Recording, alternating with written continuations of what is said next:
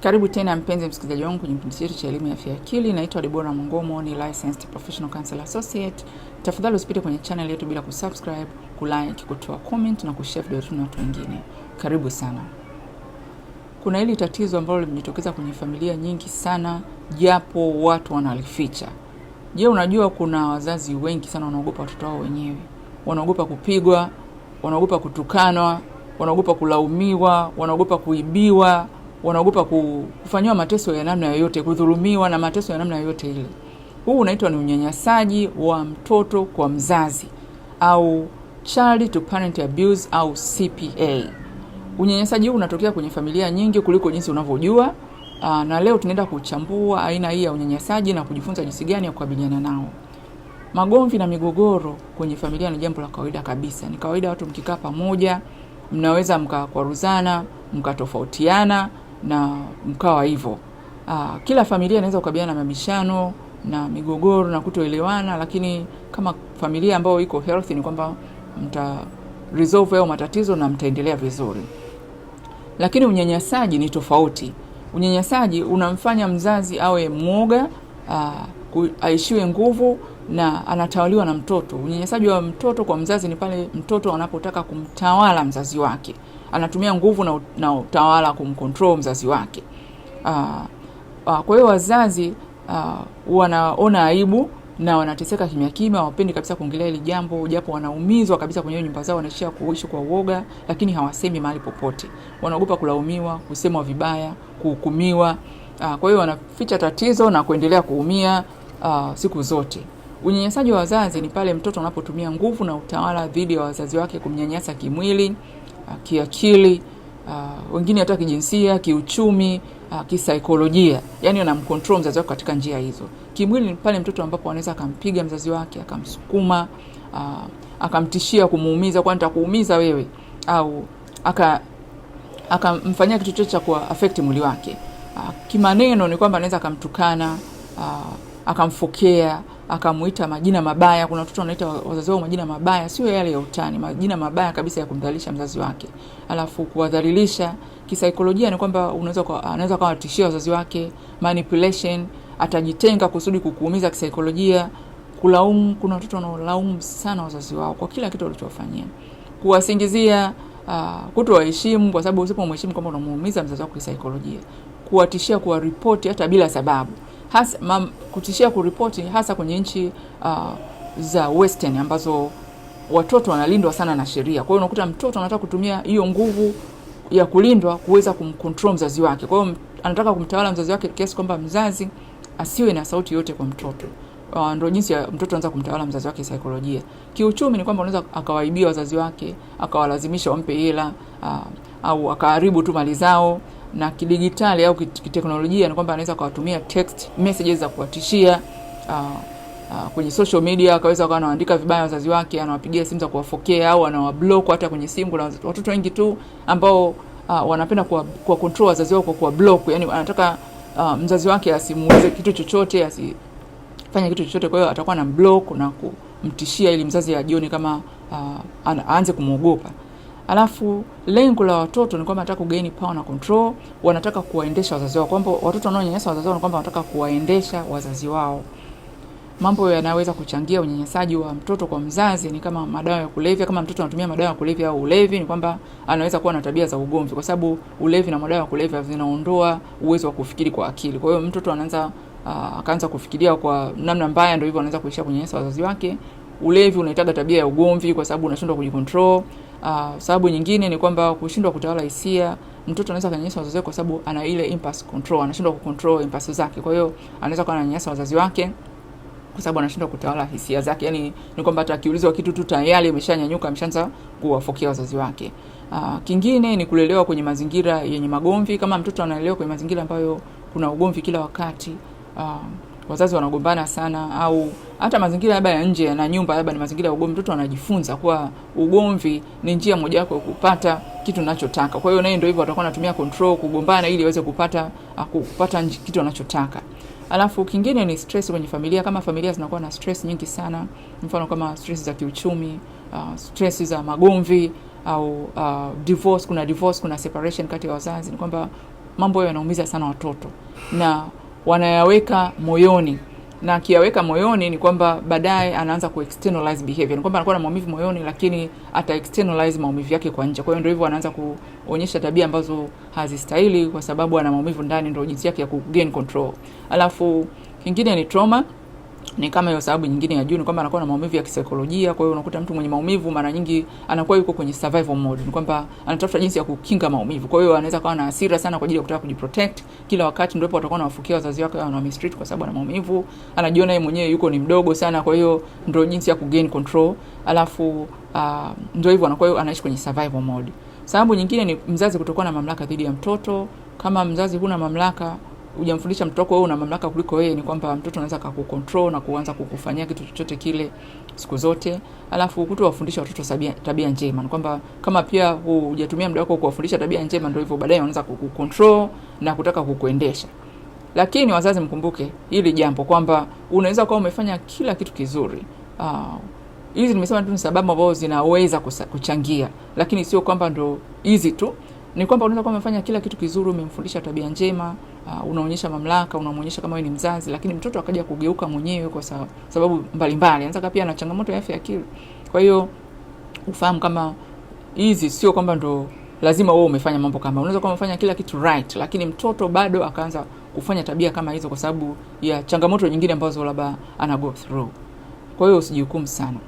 Dalili za wazazi kunyanyaswa ni kwamba wazazi wanaanza kuogopa watoto. Kwa hiyo kama unaanza kuogopa sana watoto wako, yani akiingia ndani unatamani ukimbie, au unaogopa kumtextia, ukitaka kutext kwa mtoto wako, kumpigia simu lazima uanze kuedit, uanze kuenda kuomba ushauri, sijui nimwambie je, sijui nifanye nini. Ukiona kama unakuwa controlled that way, ujue labda uko kwenye mahusiano ya unyanyasaji na mtoto wako. Alafu ukiona unaishi kwenye eggshell, yani unakuwa na uoga na kusababisha kumtrigger mtoto wako, yani unaogopa kama nikiongea labda nikifanya hivi, nikimwangalia hivi ataanza kunifokea. Ujue kama unakuwa controlled na uoga.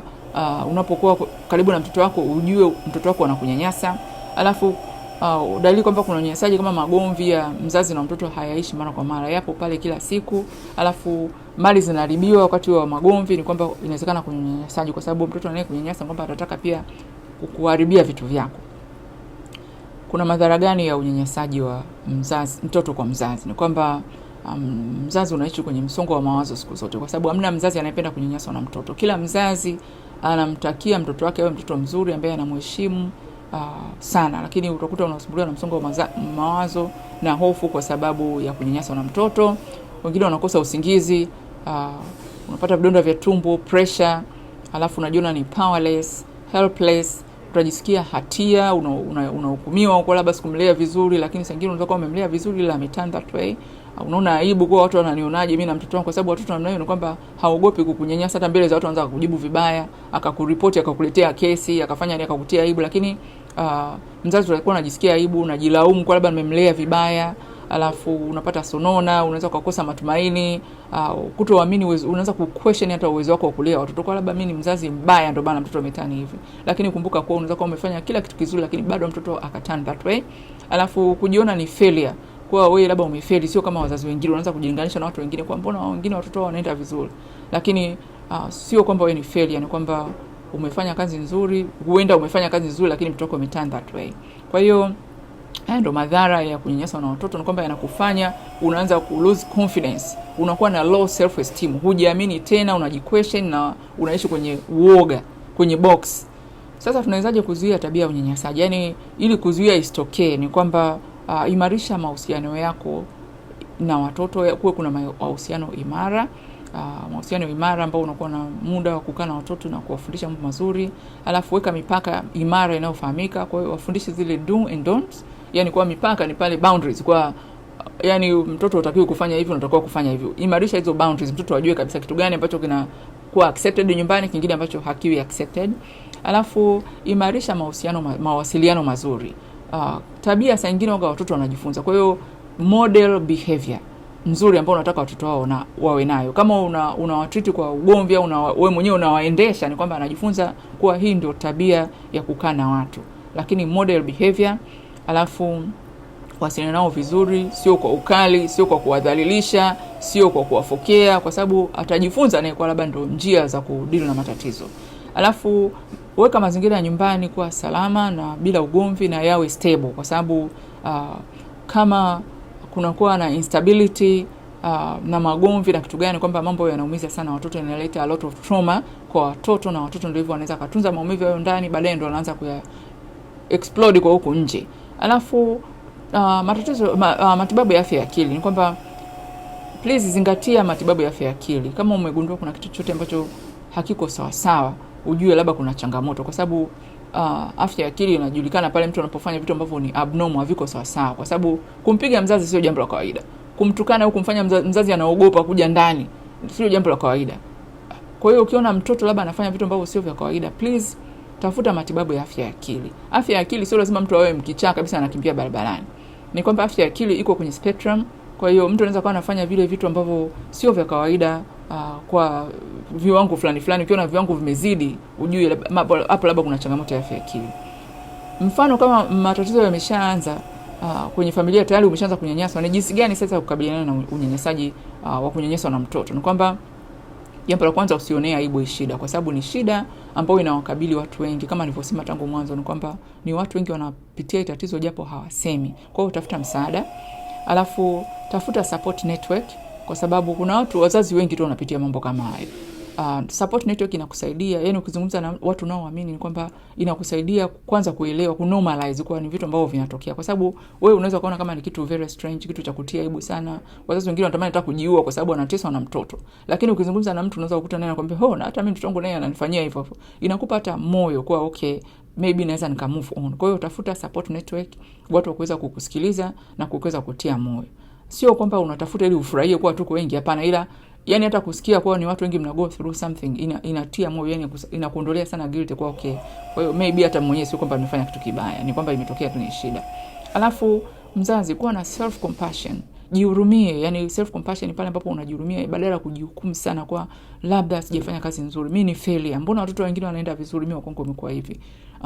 Jihurumie kwa I did the best. Yani kwamba nimefanya kila kitu kizuri, lakini mtoto tu ameamua mwenyewe ku turn that way.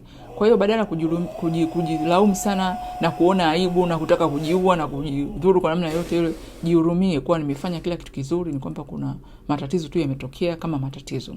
Alafu seek family therapy, kwa sababu family therapy ndo wakati wake mwafaka sana wa kufanyika wakati kama mambo yamekuwa namna hiyo, kama kuna unyanyasaji kwenye familia na hakuna maelewano.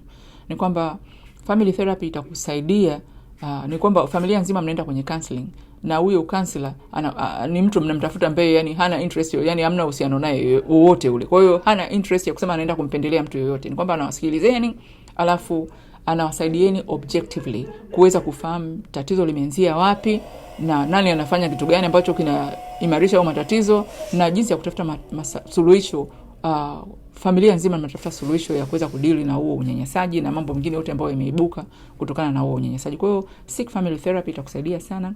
Kumbuka kuna tofauti ya migogoro ya kawaida na unyanyasaji. Unyanyasaji ni matukio endelevu, ni kwamba ni tabia ambayo inakuwa iko hivyo siku zote, ya kutishia, kutawala, ugomvi, kulaumu. Wazazi hawajisikii salama na wanakosa nguvu na mamlaka. Kwa hiyo unakuwa umewacontrol wazazi mpaka wanakosa mamlaka, tena wanakuogopa, yani hawezi kuongea na wewe chochote wala kukushauri chochote kile. Mzazi unapoanza kuogopa, kujisikia hauna usalama kwenye mahusiano na mtoto, tafuta msaada. Jua labda huo ni unyanyasaji. Kama unaanza kumuogopa sana mtoto wako, unajisikia hauko salama, unyanyasaji unaweza kutokea familia yote ile. Alafu mzazi, jihurumie, don't be too hard on yourself, kwa sababu inaweza kuwa tu ni shida, maybe matatizo ya afya ya akili. Alafu tafuta msaada. Alafu usifiche shida hii, usionee aibu.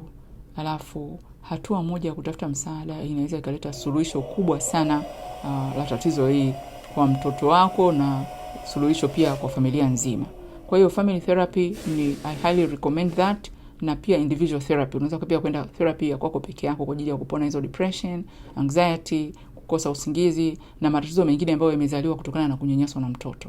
Kwa hiyo usijisikie vibaya sana. Mtoto wako anaweza kuwa na challenges mbalimbali, labda ndio maana na externalize behavior. Challenge kubwa inaweza kuwa ni matatizo ya afya ya akili. Kwa hiyo usijilaumu sana, kwa sababu wewe sio uliyesababisha hata matatizo ya akili. Kama unapenda hii content, tafadhali usiache kusubscribe na kushare. Asante sana.